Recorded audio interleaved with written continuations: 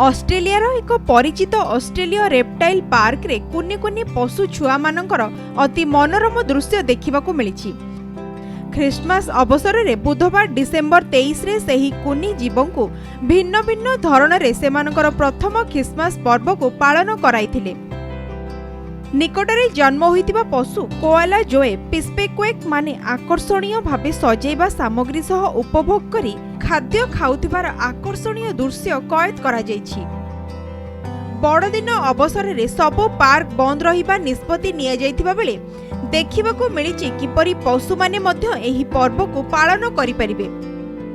सेठाकार रक्षक माने कहिसंती पशु माने मध्य तांको परिवार एक अंश सदृश। पशु माने मध्य एही पर्व को उपभोग करि परिबे। सिडनी ठारू 1 घंटा दूर में अवस्थित एही पार्क रे ऑस्ट्रेलिया देशी प्राणी को विभिन्न मनोरम सामग्री रे साजसज्जा करा जायथिला। एभली पशुपक्षींकर साजसज्जापूर्ण विरल दृश्य देखिले सतरे क्षणिक पई मन भरिजिवो। Bureau report, Konark news.